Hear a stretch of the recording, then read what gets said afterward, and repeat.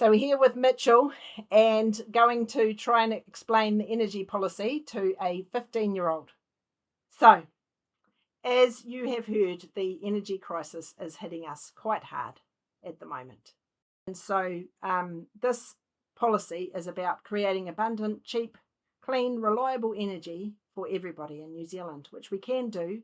We just need to change some structural differences, change things structurally a little bit. Especially for renters who can't, who don't own their own homes and can't necessarily invest in solar. So what can we do for them? So I'm going to include that. I'll talk to that as part of this chitter chatter. So the first thing we have to do is explain the difference between electricity and energy. Electricity is the stuff that comes through the lines into our homes, enables us to cook, sometimes heats our water, turns the lights on. Energy is stuff that makes other things go. So it includes fuels that make our vehicles go and natural gases, which are actually a fossil fuel. So that's energy. So here we're talking about energy, the bigger picture. So electricity is part of energy, but it's not the big picture. Okay, energy is bigger than electricity. In New Zealand, we've got 80 to 90% renewable electricity at the moment, but only 30 to 40% renewable energy. And mostly that's around our transport system. So we need to shift things over to renewable electricity to have a clean future. Okay. In New Zealand, we have a lot of opportunity for renewable energy generation. So we've got sun, wind, geothermal, hydro. In the future, we may have tidal, various other options that are currently being researched, which we'll talk about at the end. But we have an abundance of resources that we can tap into to create a renewable energy system. And at the moment, we're acting as if we're energy poor, but we're not. We've got all these resources that we can tap into that are natural and that are renewable and, that aren't subject to volatility internationally, wars and price hikes and various other things. The sun doesn't put its price up. And the wind won't go to war. So this package is about large-scale investment, market reform, community and household level electrification to deliver clean, affordable energy, keeping our homes warm and dry and our businesses running. What we're saying is it's going to save somewhere between $500 and $2,700 per household per year for an average family. It's going to create 5,000 highly skilled jobs. It's going to increase GDP by 0.35%. And it's going to deliver, as I say, warmer, drier homes. If people want more detail on how those figures are being generated, they can go to our policy on the website, which is publicly available. There's a big long table that's 2 pages long that they can delve into the detail there. So what we can't afford to do in New Zealand is to keep flip-flopping between every time there's a change in government. So the previous government was talking about pumping hydro. So that's where you've got a lake up the top and a lake down the bottom, and you pump the water back up, and then as it flows down, it creates electricity, and you pump it back up. But it's a massive investment, and the cost-benefit analysis was questionable. National didn't support it. This government at the moment is talking about an LNG terminal, which locks us into fossil fuels in the long term and still that volatility in the international market. What we want to do is bring National and Labour together to create a 25-year energy strategy. And if we do that, then investors will be more likely to want to look in New Zealand and go, oh, they've got a 25-year strategy here. Both big parties have agreed to it, so that's a good place for us to invest. They're not going to keep flip-flopping. We can also follow Australia's investment scheme, which has been very successful, mainly in solar. But as I say, we've got other resources we can also tap into. So how that works is that they run a competitive tender process for long-term contracts, and they guarantee a minimum revenue for renewable energy and storage, minimum. And then if the profits go above a certain level, then any excess profits get shared with the government. So it makes it more attractive to invest in, because you know you're going to get the minimum revenue, and then if you're above a certain profit level, then you're sharing your excess profits with the government. It's a long-term strategy. So, we're talking decades here, so that if you're investing in this scheme, you're going to get a return on your money over decades. It does help to kickstart that large-scale investment that we need in New Zealand. It encourages more competition in the energy generation market, and it allows big, large-scale industry or users of energy to transition, because they're going to be guaranteed affordable prices for a long time. It also provides like a baseline of electricity demand that's timed and structured, which then matches the renewable generation investments. So it's a little bit more managed than just free market, willy-nilly. Nobody wants to invest because we don't know what it's going to look like in 5 or 10 years' time. So one of the parties at the moment is talking a lot about splitting the gentailers up. So you've got a separate generator and a separate retailer. But what those companies can then do is just make an agreement to supply energy to each other, or the generator to the retailer and the retailer to the customers. So really, it's not necessarily going to solve the problem. What we need is deeper structural change in the way that the New Zealand's energy market works. So at the moment, one of the challenges is that the government receives dividends from 3 of the 4 big gentailers. So there hasn't really been an incentive for government to change the structure of the energy system, because they are making money off everyday Kiwis who are paying high energy prices. So what we're saying is that money should be ring-fenced. It shouldn't just go into the big black hole of government spending. It should be ring-fenced, and that money should be used in the transition to a more abundant renewable energy system, and I'll talk through how we're going to get there in a sec. But ring-fencing that money, which is calculated to be about $500 million a year, for the energy transition, obviously comes from somewhere else in the system then.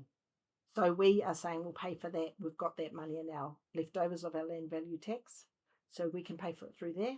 But that money from energy gets ring-fenced, so the government can't spend it elsewhere. So at the moment, one of the inefficiencies is there are 4 organisations that are involved in energy in New Zealand. They've got the Electricity Authority, the Commerce Commission, the Ministry for Business, Innovation and Employment, and the Energy Efficiency Conservation Authority. All 4 of those organisations are involved in energy decision-making in the New Zealand market, making those decisions quite slow and arduous and complex. So we're saying let's have one Ministry for Energy that sets the vision and the targets, and then we have to have a separate regulator, because otherwise there's a conflict of interest. So you have a separate regulator that then enforces the rules. So 2 organisations instead of 4, but their roles are very clear and mandated. Another opportunity to create efficiencies is that at the moment we've got 29 different distribution businesses, and we think we can distribute the energy with about 6 to 8 firms, and that will create the scale that's needed to then invest in infrastructure, upgrades, capacity building where it's needed. A really important part for everyday households that I think everyday households will be interested in is that we want to offer low interest electrification loans as part of the National Ratepayer Assistance Scheme, administered by local government. So you own a house or a business, you can get a low interest loan to electrify that property, and then solar on the roof, etc. And then the local government funding agency administers that, but the debt doesn't sit on the local government books. Because it's a rateable property, this debt sits with the owner of the property. We also want to empower communities to take control of their own energy futures with various initiatives to generate, distribute, also create energy efficiency in communities. And we'll do that with 2 funds. One's called a Community Engagement Fund, and the other one is a government directly co-investing in small-scale community-owned generation and storage initiatives. And then for lower income households, we want to double the ECA Warm Kiwi Homes program, which is already underway, which is around creating warmer homes for everyday Kiwis, upgrading appliances, could include solar generation, it does include insulation, etc., to make warmer, drier homes for everyday Kiwis. And that obviously has a flow-on effect then to fewer children having to go to hospital because they're living in damp, mouldy houses. We also, this is with the ring-fenced money, we also want to mandate councils to electrify their bus fleet, but we will pay for that centrally, and we'll pay centrally for the charging infrastructure and the fleet assets, but we want the local bus fleets to be electrified by 2030, by 2030, that's soon. Yeah. There are other technologies being researched. Deep core geothermal and fusion energy are being researched at the moment, but it wouldn't be responsible of us, because they haven't been proven at scale, it's not responsible to put them in now as part of our abundant energy plan. If they get proven to be effective at scale, then we can look at them then. But any party who's saying we're going to do this as part of our energy mix has been a bit irresponsible, because it hasn't been proven at scale. Thermal generation at Huntly will still be available for emergencies, so for emergency situations, but not part of the usual or everyday routine generation mix. Right, one of the things that the government's saying is, what should we do when the sun's not shining and the wind's not blowing? Okay, now, because New Zealand is long and skinny, usually if the wind's blowing somewhere, the sun's usually shining somewhere else. So if we had a nationwide 25-year renewable energy strategy between sun, wind, geothermal and hydro, we would mostly be able to address New Zealand's energy needs once we'd invested nationwide. We want to add another 19 gigawatts of renewable energy generation capacity to the grid by 2050, and that will help, transition the bus fleet, transition the cars, everything else that we want to do.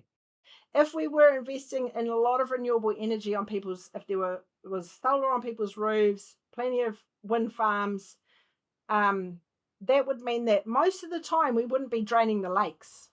So that makes those hydro lakes then a massive as battery in our energy system. All right, so that if we then have a dry year where the lakes aren't getting a lot of rain, unlike today, then those lakes would stay full and we can use the lakes as a battery system. Then when we do have a dry year, yes, we will have to invest in some additional grid storage, but not nearly the amount that what is being forecast by some people at the moment. When we do invest at a community and a household level as well, it helps to build resilience across the wider system. And it can also help with peak shifting. So for us, for example, because of our solar, because we've got a cyclone happening at the moment, I have made it so that the battery stores more energy in case the power goes out, and then we can use our battery, and if the neighbours need a hot shower and their power's out, they can come and have a shower at our place, for example. So, in summary, we can have clean, reliable, cheap, abundant energy. We can have warm homes. We can have growing businesses, and we can have communities who have control over their energy generation. We need to invest in the long term. We need multiple parties to come together to form a strategy over that long term. And we need to unlock our natural resources that we have in abundance in New Zealand, so that we can give every New Zealander, now and into the future, a fair share of the benefits of abundant energy. To get there, we need you in 3 years' time to vote for opportunity, or you can volunteer by delivering pamphlets, which you're really good at. You can donate if you want to out of your bank account, and you can tell your friends to tell their parents to consider voting for the Opportunity Party if you want to. Thank you for listening. Thank you for sharing. What is an electrician's favourite ice cream flavour? What's an electrician's favourite ice cream flavour, Conrad? A chocolate. Chocolate.